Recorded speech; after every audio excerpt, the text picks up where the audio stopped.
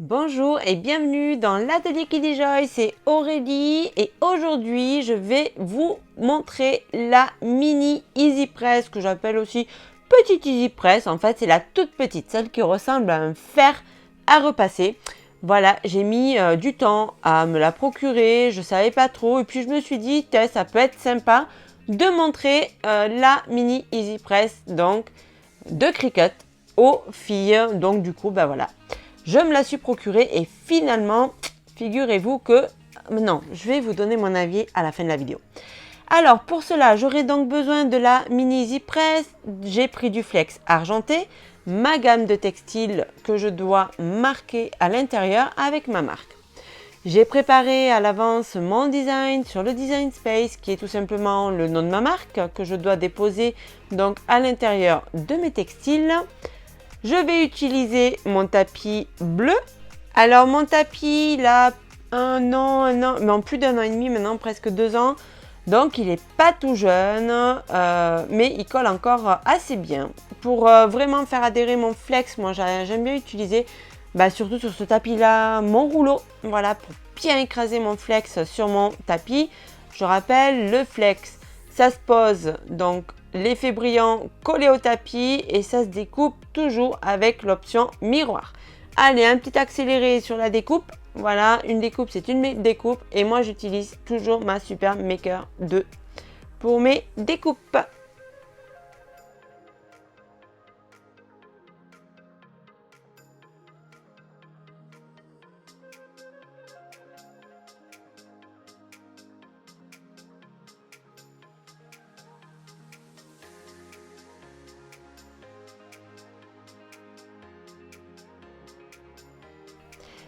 Allez, on va passer donc à l'ouverture de cette toute petite boîte de Cricut Easy Press Mini. Alors, c'est Cricut, hein, la boîte est quand même assez jolie. Et ce qui est intéressant, et c'est pour ça aussi que je l'ai commandé, c'est parce que je voulais faire un petit test sur les mugs. Voilà, avec l'Infusible Ink, donc que je vous montrerai un peu plus tard. Donc vous voyez, c'est très simple, hein, en fait, c'est un petit fer, voilà, avec une petite notice. La notice elle est ultra simple et il n'y a pas grand chose finalement, hein, si ce n'est les voyants. Voilà, les voyants de chauffe, 1, 2, 3, le bouton sur lequel on appuie marche arrêt, voilà.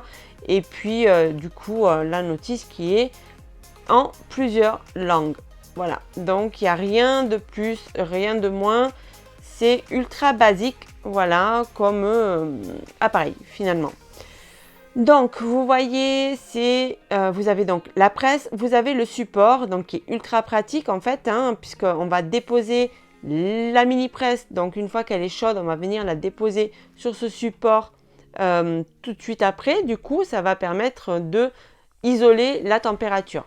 Alors, ce que j'ai particulièrement aimé, c'est que elle est ultra légère, hein, bien évidemment, puisqu'elle est quand même toute petite. Et j'ai beaucoup aimé du coup le cordon donc d'alimentation qui est très très long. Je le trouve très très long. Il est même, je pense, de mémoire, plus long que pour ma Easy Press 2. Moi j'ai le grand format d'Easy Press 2 et le cordon là de la mini est super méga long en fait.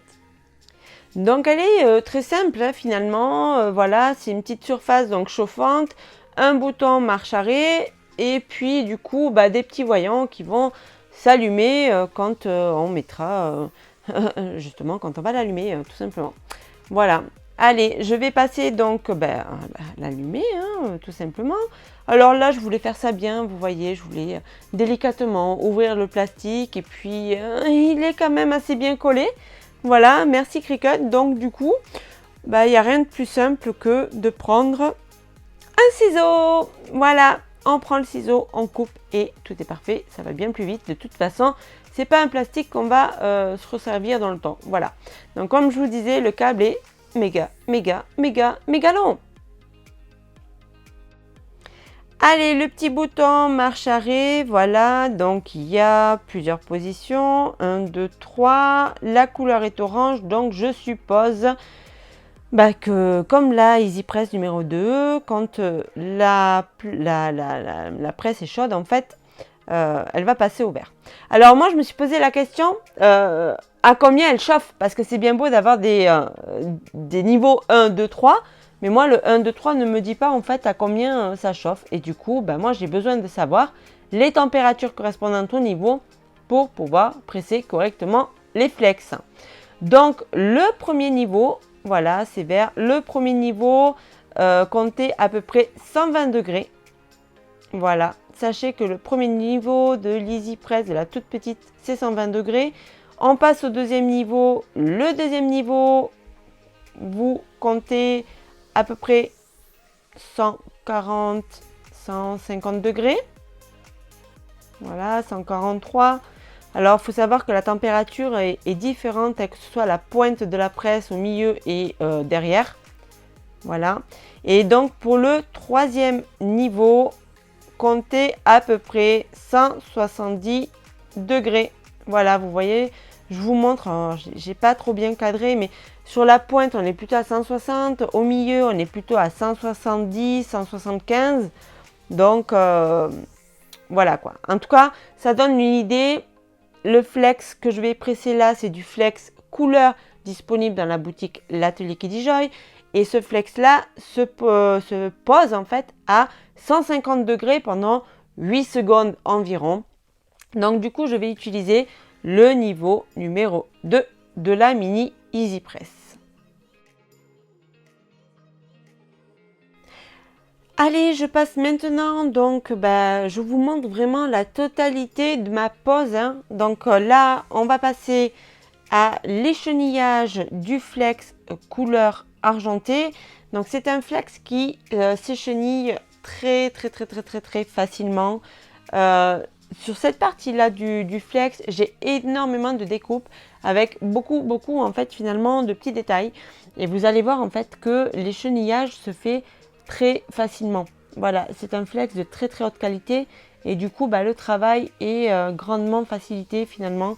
Voilà, quand on utilise du bon produit, voilà, on gagne du temps, on gagne en efficacité, on gagne en qualité aussi de rendu. Hein, et donc ce n'est que du pur bonheur.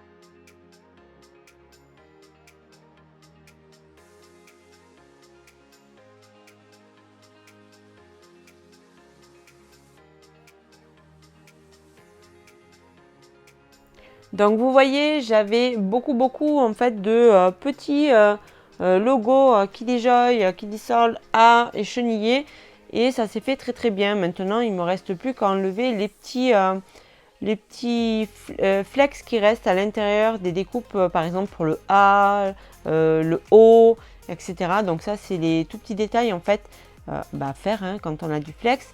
Et ensuite, je vais m'amuser à découper tous les petits logos. Voilà, Kidijoy et Kidisol pour la gamme femme. Et du coup, voilà, maintenant on passe à la découpe des petits logos. Et ensuite, on enchaînera tout doucement, tranquillement, efficacement avec la mini presse au pressage. Donc sur chaque textile. Chaque textile que je vais utiliser, en fait, ils sont tous différents. C'était pour ça que je trouvais intéressant en fait de vous faire la vidéo. Puisqu'il va y avoir donc du t-shirt classique, il va y avoir du pantalon et il va y avoir aussi des grosses vestes d'hiver qui sont très fourrées à l'intérieur. Voilà. Donc c'est pour vous montrer aussi l'efficacité du flex et l'efficacité aussi de la presse, puisque moi Là, je ne sais pas en fait ce que ça va donner au niveau du pressage. Mais voilà, j'avais vraiment envie de la tester sur différents supports. Donc je vais attaquer la pose avec le pantalon. Voilà. Ensuite, on enchaîne avec la veste. Donc comme je vous disais, c'est une veste qui est très fourrée en fait, très chaude. Et en plus, la difficulté là, c'est que en fait, je vais le positionner donc sur la couture qui est arrondie. Voilà. Donc, quand j'ai fait cette pose là, en fait, j'ai trouvé très pratique la mini Easy Press, puisqu'en fait, comme la couture est très arrondie, je peux en fait avec, voilà, vous voyez, je peux vraiment faire l'arrondi avec la mini Easy Press, et ça, c'était ultra pratique parce que du coup, ma marque, elle s'est posée nickel chrome. Je fais toujours 2 pressages, un avec le transfer tape et le deuxième sans le transfer tape, et je protège toujours mes pressages avec des feuilles thermiques. Je n'utilise jamais de feuilles de cuisson.